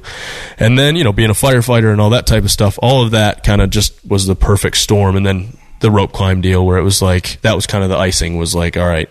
I always say that if I would have won that games the first year, it would have been, I think, very hard to win the next 4. Well, did you just get into CrossFit then? So I was right at a year into CrossFit. And I mean, it's a different time then. And you looked at it and you were like, I got this shit. Well, and so honestly, I started, we were on our way to spring break when sectionals at that time were coming around. I was like, let's stop and see how it goes. And if I'm not in the top 20, you had to be in the top 15 to transfer to regionals. I was like, if I'm not top 20, we'll go ahead and get an early jump on spring break. We'll end up winning that sectional. Man, the whole lingo's changed now. Yeah. So I went to regionals and I was like, all right, just don't make an idiot of yourself. This is kind of your goal this year was to make it to regionals. Well, then I ended up winning the regional and I was like, all right, let's go to the games and not get dead last. And so then as the weekend progressed, I'm in first going into that final event and then make an idiot of myself on the rope climb. And, so I'd kind of like put so much into who I was in CrossFit, and CrossFit had kind of become, that was my identity. Like people knew me because of CrossFit. Sure. And so when that was kind of pulled out from underneath me, man, I was in a dark place. And, I always talk about my faith, but that was a huge wake up call that, hey, CrossFit isn't what defines me as a human being. It's my faith in Christ. And that really kind of put me on the right path that, hey, it took the pressure off and I could kind of release from that pressure. Was like, hey, whatever happens, I'm still going to work as hard as I can and nothing's going to be given to me, but whatever happens, I'm going to be okay. And that was a very, very good place for me. the next 4 years. But to me, it's so weird about you guys is the fame that's been thrust upon you, because CrossFit still, even though it's massive, still working out. It's still a niche. Yeah. Oh yeah, for sure. It's a niche that you're very well known, even outside of anyone that's ever touched upon CrossFit knows who you are. I was hearing or watching some banter back and forth from Kelly Slater, the best surfer in the world, and Shane Dorian, who's arguably one of the best surfers in the world. Both of those guys. And they were talking about you. They're they were doing workouts, like CrossFit workouts when they first started into it. And they're like, hey man, pretty soon you'll be beating Froning. Oh, nice. And I'm like, here's the best surfer in the world talking about you. And if CrossFit never existed, what would I be doing? Yeah. Yeah, man. Probably be back being a firefighter, honestly. Right. So this fame, you didn't seek fame. Fame found you. Yeah. I'm in the entertainment business where people all day long are seeking it. Right. And it's a drug to them. Right. It is a drug, and they will kill for it. Right. And you guys in this world have had it put upon you, and all of a sudden, fame is a really, really tough thing to deal with. It's right. I've seen it destroy many, many lives in my business. And with you guys, you see it with the Instagram and with everything, that this is like, it's not only are you handling your sport, but how the hell do you handle? Man, I have a good wife that makes sure I stay humble and makes sure that, hey. Yeah. But the crazy thing is the saying, fame is fleeting, like people remember you only as long as you're either doing well or, eventually they're going to forget about you. And so the hard part is that you're trying to make the most out of the time that you have. And, for me, I could care less. Like, yes, I want to make as much money to where I can take care of my family and still, we don't have to worry about anything, but I could care less. Fame, to me is, it's not what I was seeking when I started doing this. It was kind of just there. I'd rather just kind of be in the background anyway. Obviously I know now that I have to do some of this stuff to stay relevant. But that might be also because you've had it. Right. I used to ask the guys that worked on my other podcast. I'd say, do you want the young kids? Do you want to be, if you could be rich or famous, which one would you be? Right. And they all say fame, and I'm like, you idiots! How dumb is that? I'm like, you idiots! How dumb is that? Idea. Yeah, no idea. No, you don't want that. Yeah, fame's the bad part. Yeah. The money is, and honestly, it's like I don't want money so I can buy a bunch of things. I want money so I can my kid. I don't have to work. Yeah. Eventually, I can hang out with my kids. When my kids get old enough to play sports, I can go out and play sports with them and do that type of stuff. That's my goal right now. And so, it's tough. But, the beauty kind of too of what, the way fame kind of, was given to us or me was I grew with it, CrossFit, I kind of grew at the same rate. It wasn't like overnight, it was all, the way it is now. If I would have had to go from Rich Froning, the firefighter who just started CrossFit to the level of, say fame we are at now, would have been way different. I kind of grew with it, where it was every once in a while I'd get recognized at an airport, or every once in a while I'd get recognized. Now it's like, you get recognized regularly, and at CrossFit events or CrossFit gyms, it's completely different. It's real true fame in those areas. Sure. But you're like Leonardo DiCaprio at a CrossFit event. I don't know who's somebody older than that but yeah, so it's like that was nice that I grew into that, because for me, you're boy band fan. Yeah, there we go, Backstreet Boys. And so for me, if you would have told me 10 years ago that I'd be talking to in front of people, in front of a crowd, or doing this type of stuff, I'd have said you're crazy. That was my biggest fear in college, was public speaking class. Hated it, because I'm just kind of a private. You're really good at it though. Well, I was not. Yeah. I was, and still I'm way better interacting with a crowd. If I was to get up and give a speech, I'm like, if people they're like, hey, we would like to have you come speak, and I'm like, I'm in if we're doing Q&A. I'm out if you want me to just get up and talk about perseverance or something like that,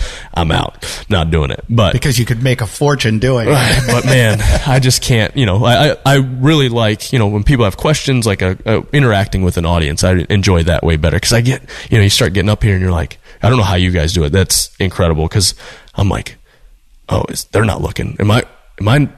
I'm I'm not doing right. Like somebody's not paying attention. You know, like it starts to throw you off. Like it's like you said, it's intuitive. Right. It's the same thing with me at this point in my life. It's so intuitive that I just look out in the audience and I know what every single person in the crowd's doing. Or if the light's so bright on me, I can't see the crowd, then I can perform. But it's all, and people always say to me, oh my God, it's great what you do. And I go, it isn't. I always tell people, I go, what I do isn't a talent, it's a disorder. Like it really is. Like to do what we do, there has to be something wrong with you. And, us too. Yeah, sure. I mean, really. And then when everybody gets so worked up, it's like, hey, I just work out. And I work out a lot, but I just work out. Like it's similar to what you're saying where but for me, what you do is really hard. And for you, what I do is really hard. But it's the same. It's like, it is a disorder for us too. Like, I honestly think I have an addictive personality. I was just going to ask you about that. I'm like, there's probably some substance abuse past in my, my family history because I think honestly, like it's almost like it's a drug where it's like, I got to work out. I can be sitting around and I'd worked out already today and I'm like, I should go do something else.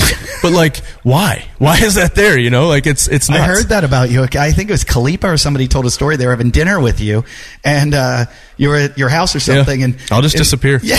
I did it the other day. I'm like, it was a Sunday. So, we played flag football in the morning.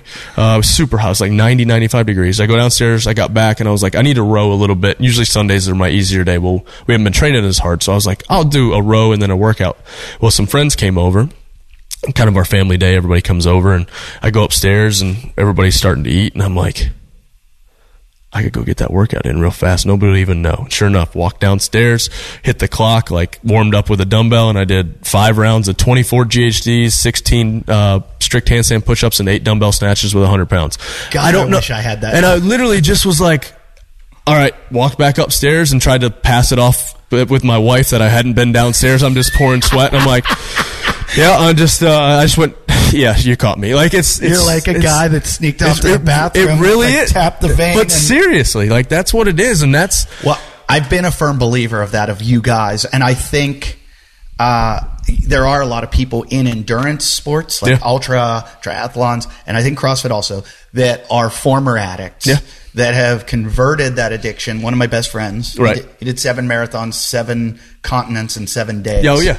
And he was former addict. Iron Cowboy, right? Or is that no? Is it a different one? No. Wait, that's me. Sorry. Oh, it's okay. So he former, but all these people have former addictions.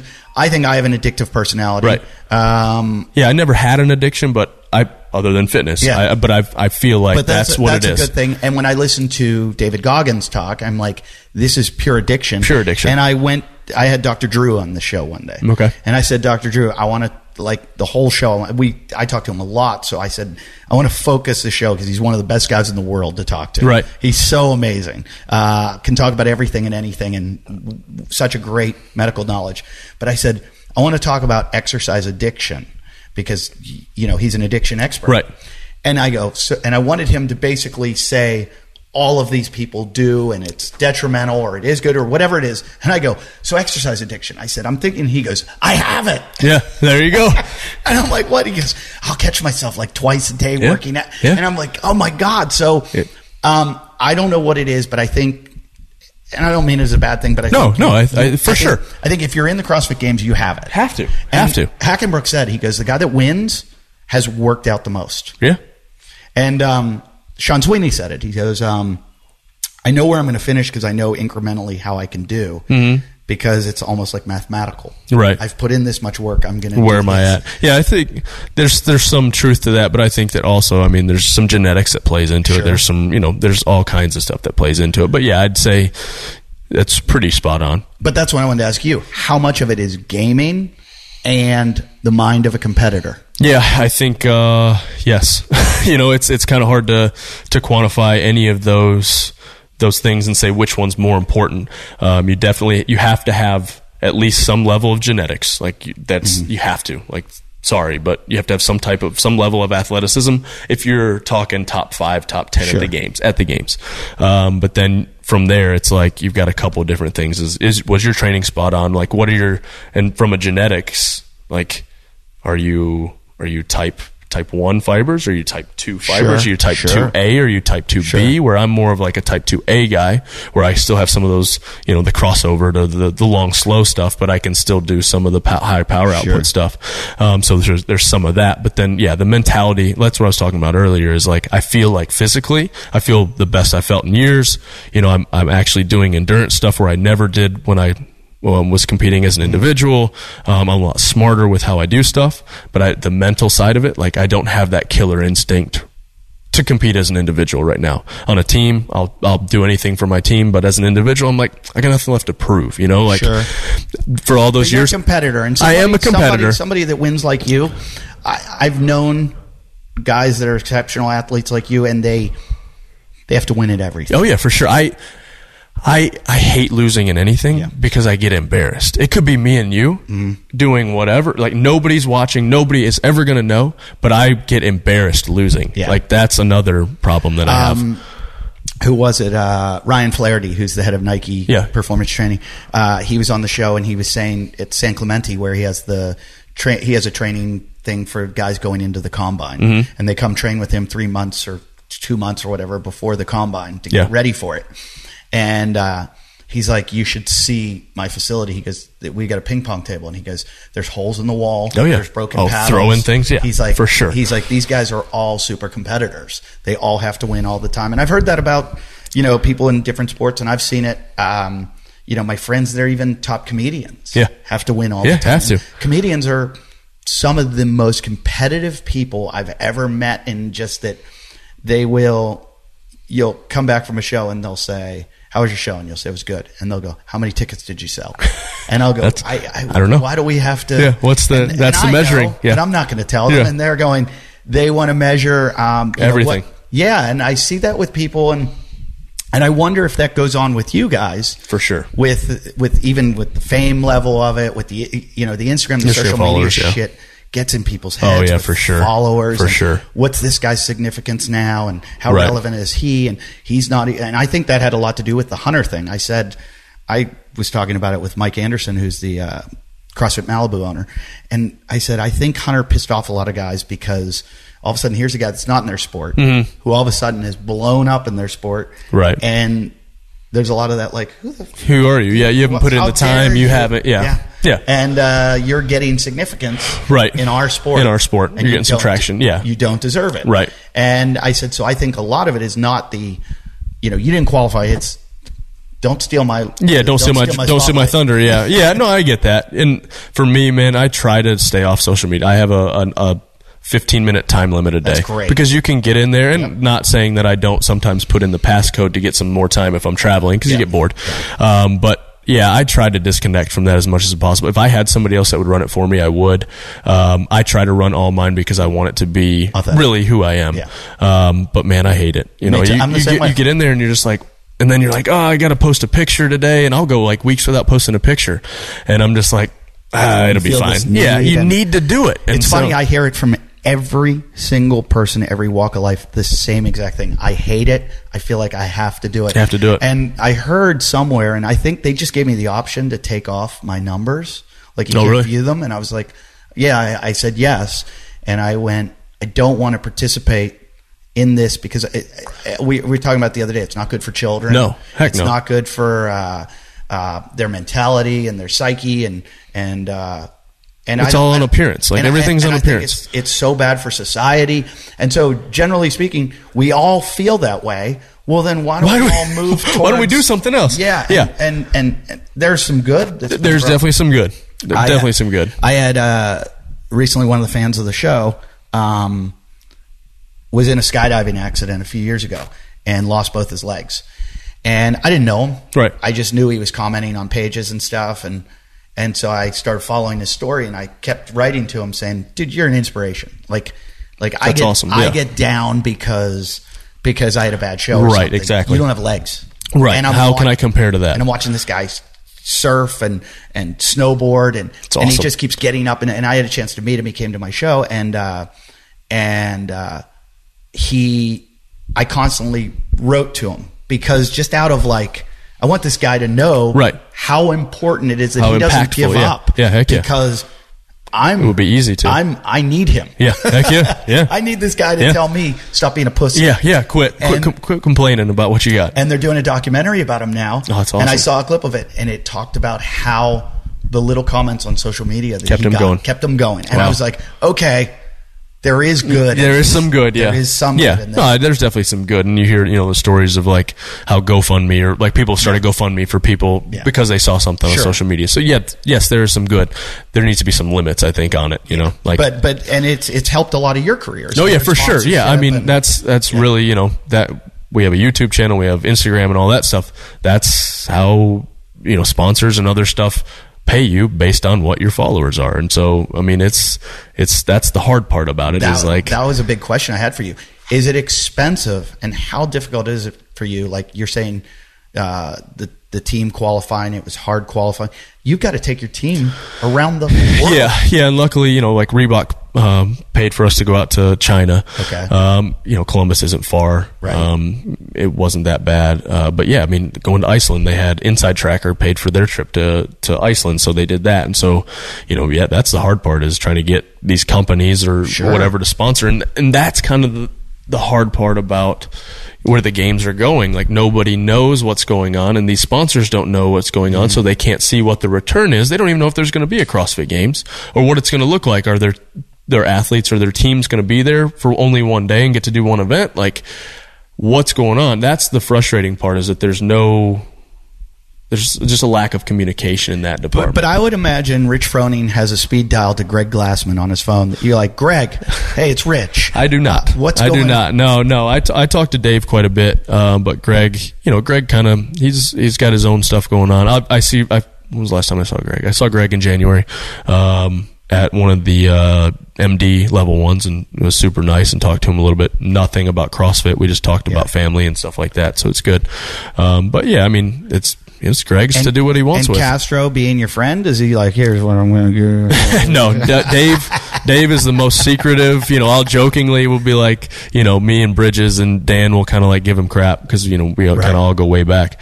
And no, Dave's never one. It's the craziest how like, you're like, hey, can you just let us know, like, I don't even, it was like the most vague question ever, and you're just crickets. You cannot ask anything about the games. Any question about the games is crickets. He seems to be lying low right now. Yeah. I haven't really talked to him about game stuff much. I don't want to bring it up and don't want to. And it seems like, I never do the Open, but this year I did it because I said my goal was to beat the 60-plus women. There you go. Did you do it?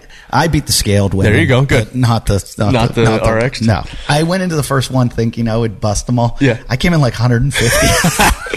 I did win one. Nice. There you go. But they're freaks. Yeah, freaks. They're freaks. And I worked out with one of them the other day, and she was like, I can't believe you thought you could be. And I'm like, all right. Sorry. Easy. Sorry. I looked at you. Jeez. Yeah.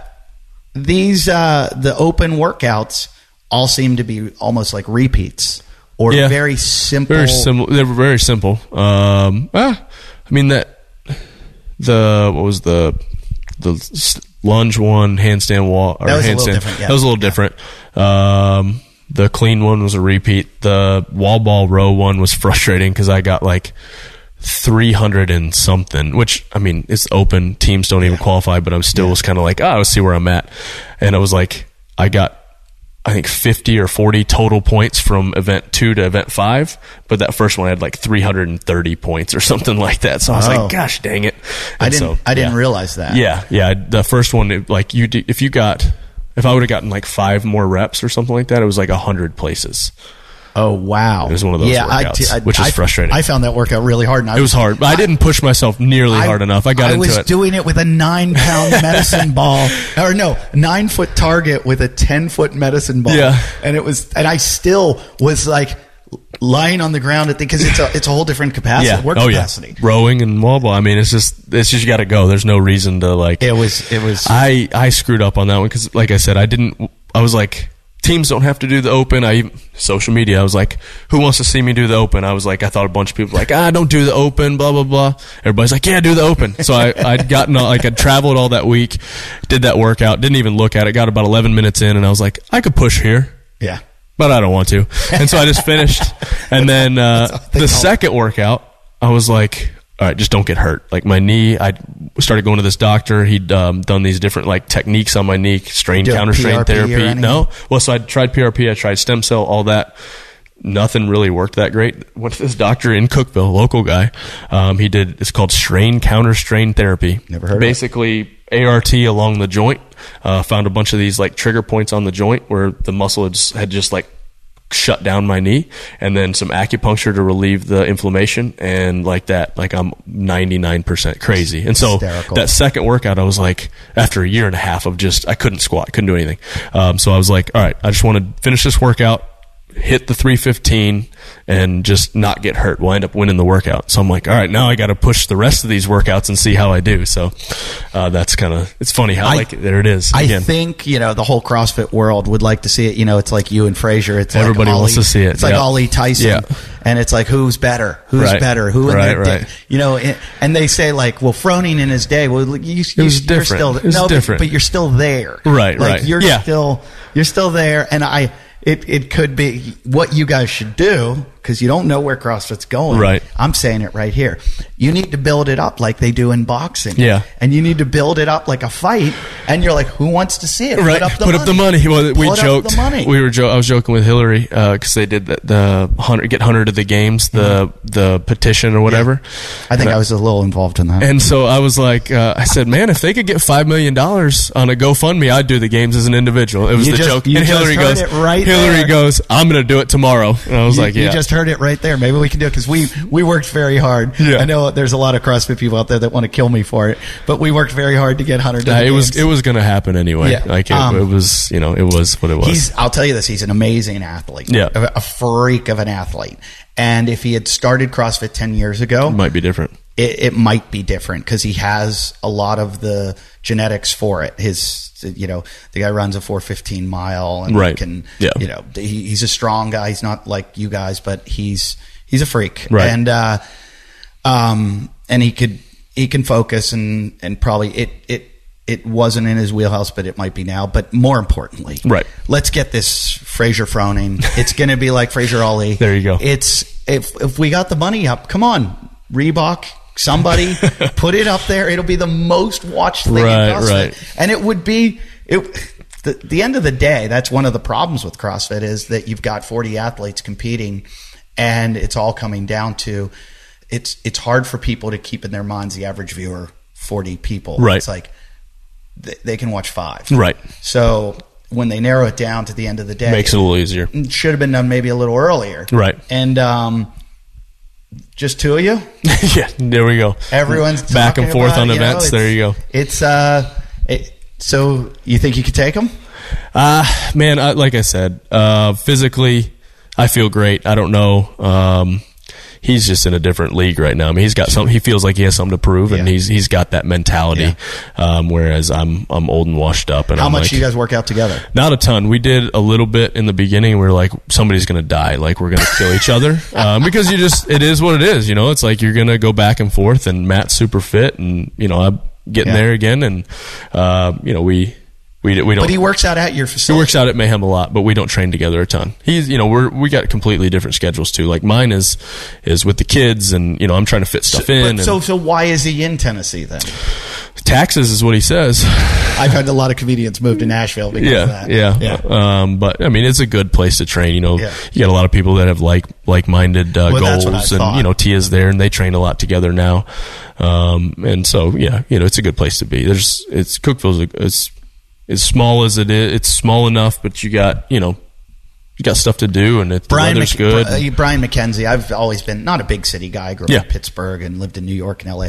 But Brian McKenzie told me once, he's like, "Oh, I'm going down to Cookeville," and he was like, he went, and he was like, "It's amazing there. It's beautiful, and it's this and it's that." And I go, Cookeville? It's some hick town in the middle of I've been to Tennessee. I got lost and thought I was going to die. Right. You see barbecue over here and this over here, and I'm like, some guy playing a banjo, and it's like Deliverance. And he's like, dude, I'm telling you, these guys have a paradise. Yeah, it's awesome. And he said, you have to go there. It's beautiful. And da, da, da, da. And I was like, Come on, man. Come on. It's awesome. See that, Hunter? You get invited to the games. I get invited to the barn. Even better. Did Hunter come to the barn when he was didn't. there? He was with Henshaw, and they were doing kind of their thing, and I didn't really know Hunter at the time. Yeah. And like I said, we kind of talked or saw him in passing, but I didn't really get to talk to him a ton. So he did. I think he was at Power Monkey. He was at Power Monkey in Crossville, which is about 30, 45 minutes away. Do you go work with them at all? They'll come over usually on Wednesday every time they do a Power Monkey camp, and they come and train at the gym and do that type. But it depends on the time of year. Like this time of year, we were getting ready for Rogue, and we might have been right. You're like, stay out of. I was like, we got to see what we're doing. Well, it's not that. It's just we got to get stuff done. You're kind of like, I get into this just like blinders on, get the stuff done I need to get done that I have to get done, but then everything else is training. Do you still love it? Love it. So when you wake up every day, you're like, this is awesome. Yeah, I get to work out for a living, and like we talked, it's part of my personality. It's the addiction that I have, but I get to work out every day. There's some days where I'm like, man, it would be nice not to have to work out today, but I still, a couple hours into the day, I'm like, I need to go work out. What's the longest you've ever taken off? Oh man, maybe a day, 2. I don't think I've taken 2 days off before in a long time. No. Like in how long? Okay, so we went as bad as I went elk hunting in Montana in, when was it?